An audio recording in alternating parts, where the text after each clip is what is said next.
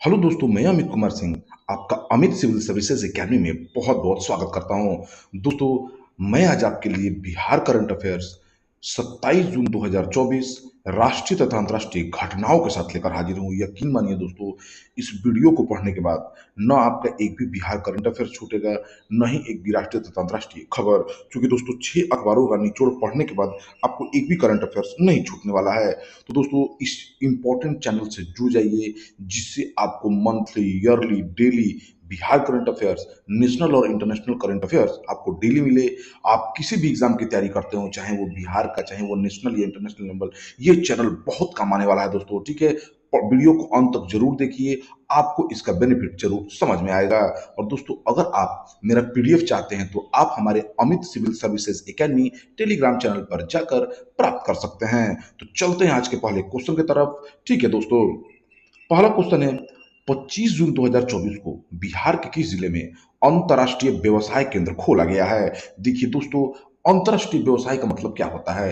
अंतर्राष्ट्रीय व्यवसाय का मतलब हुआ, जैसे मान लीजिए दोस्तों, आप यहाँ पे कोई बिजनेस करते हैं और यहाँ का सामान विदेश अगर भेजना चाहते हैं, तो उसके लिए दोस्तों कस्टम विभाग में बहुत सारा क्लियरेंस होना पड़ता था। अगर आप बिहार के निवासी हैं तो आपके सामान पहले कलकत्ता जाएंगे, वहां पे क्लियरेंस मिलेगा, तब आप भेज पाएंगे। लेकिन इस अंतर्राष्ट्रीय व्यवसाय केंद्र जो पटना में खुलने के कारण होगा क्या, कि आप अपने सामान को डायरेक्ट विदेशों में भेज पाएंगे पटना से। ठीक है दोस्तों, तो पटना जीपीओ में अंतर्राष्ट्रीय व्यवसाय केंद्र का मुख्य पोस्ट मास्टर अनिल कुमार ने उद्घाटन किया है। इस केंद्र पर मूल रूप से अंतर्राष्ट्रीय डाक पार्सल और वस्तुओं का निष्पादन किया जाएगा।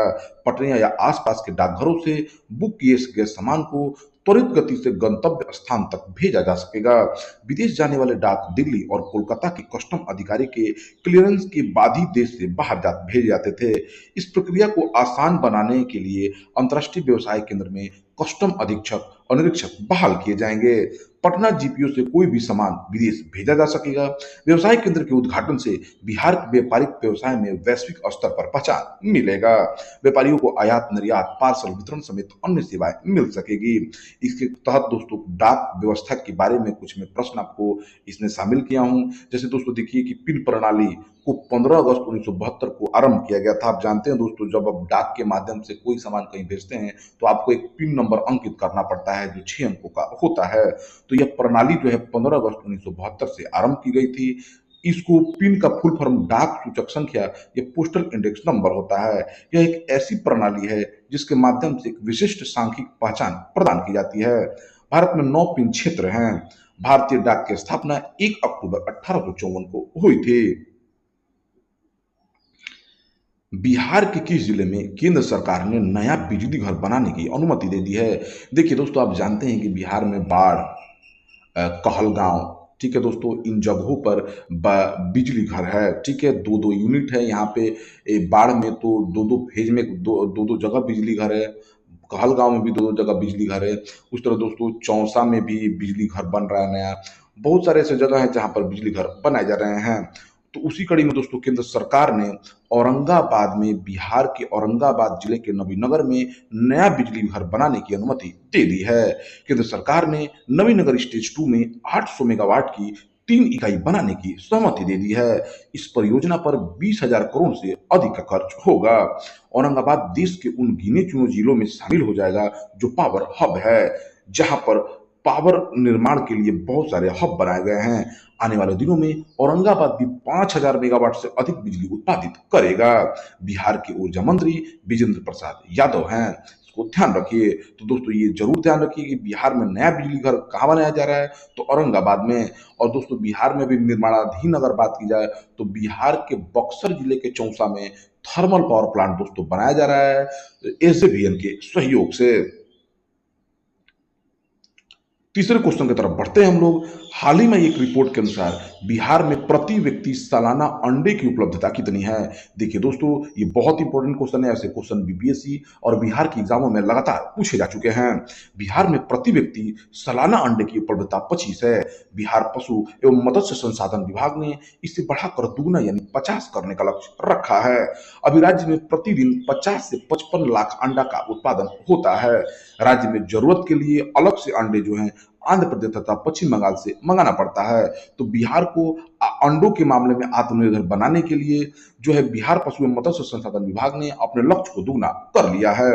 अंडा उत्पादन बढ़ाने के लिए इस साल 5,000 तथा 10,000 क्षमता वाले 150 लेयर फार्मिंग कराई जाएगी। लेयर फार्मिंग दोस्तों यानी कहने का मतलब है मुर्गियों का फार्म खोला जाएगा।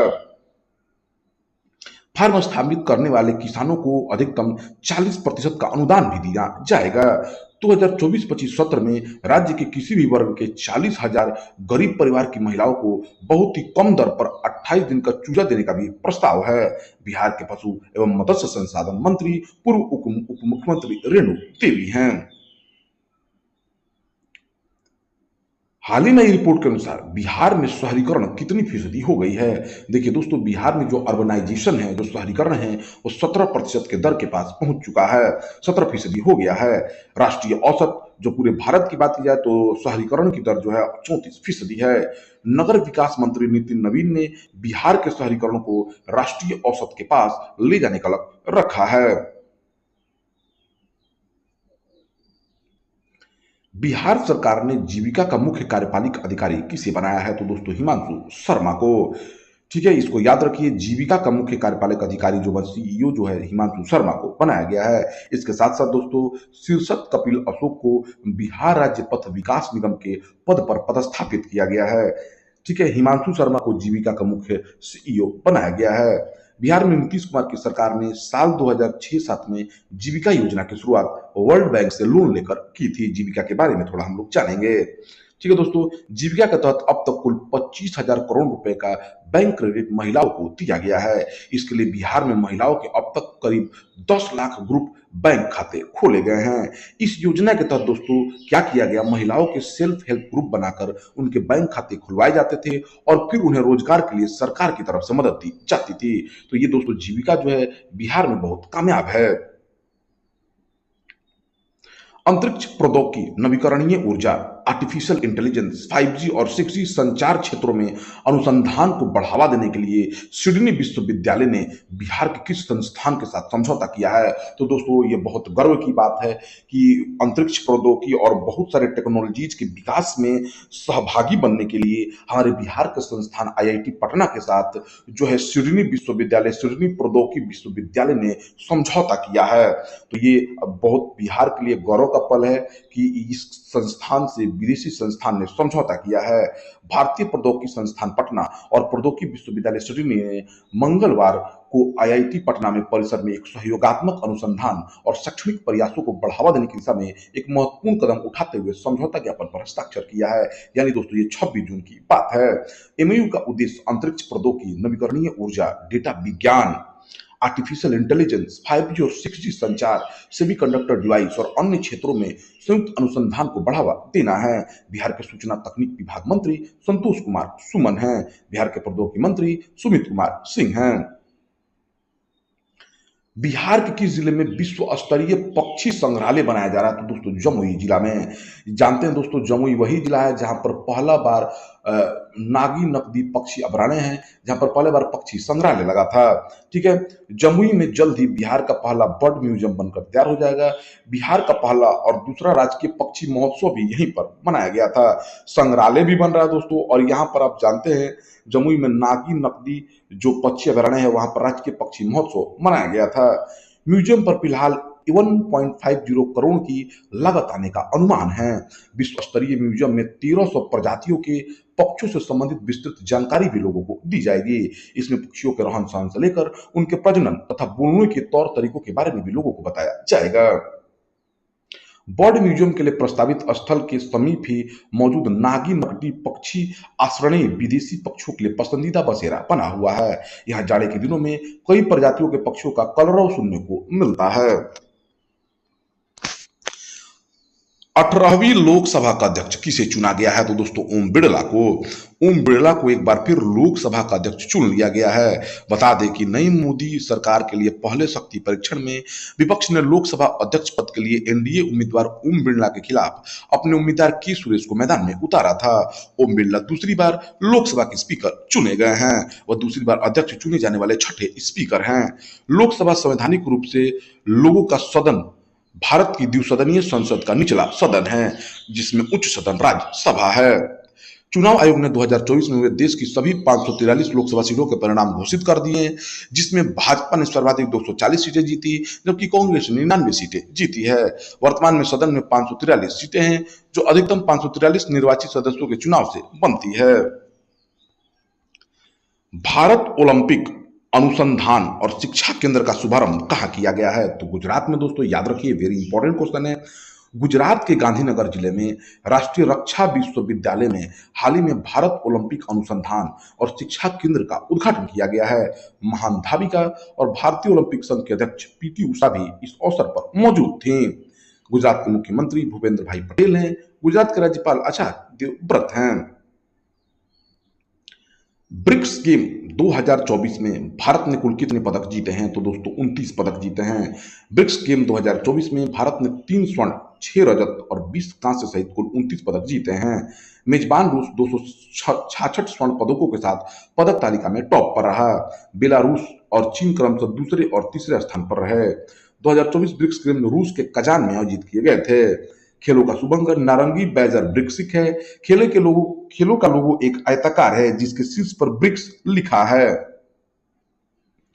भारत 3 स्वर्ण, 6 रजत, 20 कांस्य समेत कुल 29 पदक जीतकर अंक तालिका में 8वें स्थान पर रहा है। ब्रिक्स के बारे में जानते हैं दोस्तों। ब्रिक्स उभरती राष्ट्रीय अर्थव्यवस्थाओं के एक समूह का शीर्षक है। इसके घटक दल ब्राजील, रूस, भारत, चीन और दक्षिण अफ्रीका हैं। इन्हीं देशों के अंग्रेजी में नाम के प्रथमाक्षरों BRIC व S से मिलकर इस समूह का नामकरण हुआ है। इसकी स्थापना 2009 में हुई। इसके 5 सदस्य देश हैं। मूलतः 2010 में दक्षिण अफ्रीका के शामिल किए जाने के बाद इसे ब्रिक के नाम से जाना जाता था। रूस ने 1 जनवरी 2024 को दक्षिण अफ्रीका से ब्रिक्स की अध्यक्षता संभाली है। रूस 22 से 24 अक्टूबर 2024 तक 16वें वार्षिक ब्रिक्स शिखर सम्मेलन की मेजबानी करेगा, जिसमें सदस्य देशों के नेताओं के भाग लेने की उम्मीद है।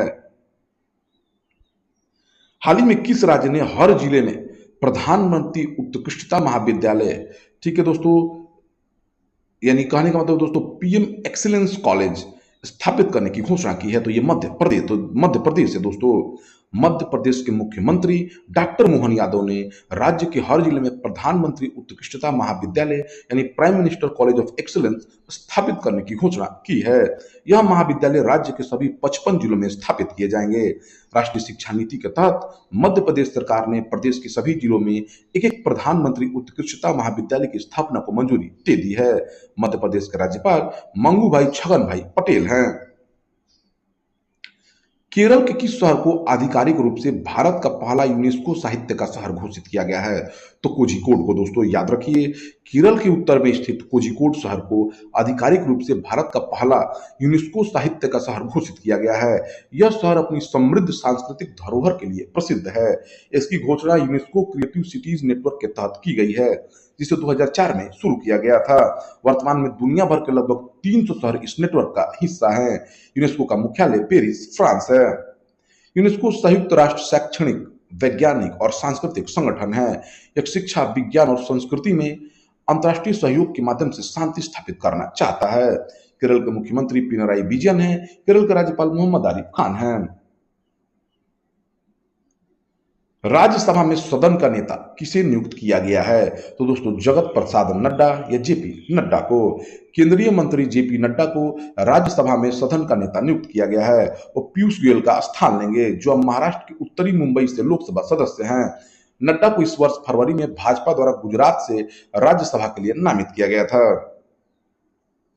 वर्ल्ड क्राफ्ट्स काउंसिल ने किस शहर को वर्ल्ड क्राफ्ट सिटी का टैग प्रदान किया है? तो श्रीनगर को। हाल ही में वर्ल्ड क्राफ्ट्स काउंसिल ने श्रीनगर शहर को वर्ल्ड क्राफ्ट सिटी टैग प्रदान किया गया है। यह टैग WCC द्वारा दुनिया भर में सांस्कृतिक, आर्थिक और सामाजिक विकास में स्थानीय शिल्पकारों और समुदायों की महत्वपूर्ण भूमिका को मान्यता देने के लिए दिया जाता है। इसकी शुरुआत साल 2014 में की गई थी।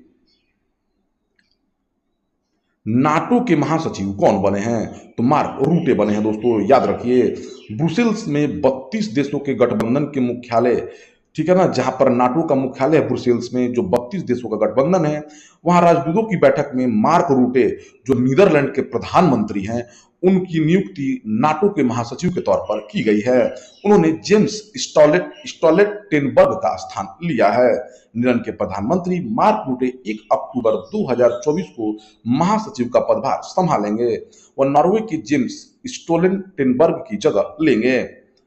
नाटो का full form North Atlantic Treaty Organization है, जिसे हिंदी में उत्तरी अटलांटिक संधि संगठन कहा जाता है। इसकी स्थापना 4 अप्रैल 1949 को की गई थी। विश्व टेबल टेनिस कंटेंडर एकल खिताब जीतने वाली पहली भारतीय कौन बन गई हैं? तो दोस्तों, उनका नाम है सृजा अकुला। याद रखिए, हैदराबाद की सृजा अकुला WTT विश्व टेबल टेनिस चैंपियनशिप के कंटेंडर एकल खिताब जीतने वाली पहली भारतीय टेबल टेनिस खिलाड़ी बन गई हैं। सृजा अकुला ने WTT कंटेंडर लागोस 2024 प्रतियोगिता में महिला एकल और युगल दोनों खिताब जीत लिए हैं। भारत की नंबर 1 महिला एकल टेनिस खिलाड़ी सृजा अकुला ने 23 जून 2024 को WTT कंटेंडर लागोस 2024 में चीन की 16 वर्षीय यिंजी डिंग को हरा दिया। 80,000 अमेरिकी डॉलर की पुरस्कार राशि वाली WTT कंटेंडर लागोस 2024 19 जून से 23 जून तक नाइजीरिया के लागोस शहर के Sir Molade Okoya Thomas indoor sports hall में आयोजित किया गया था।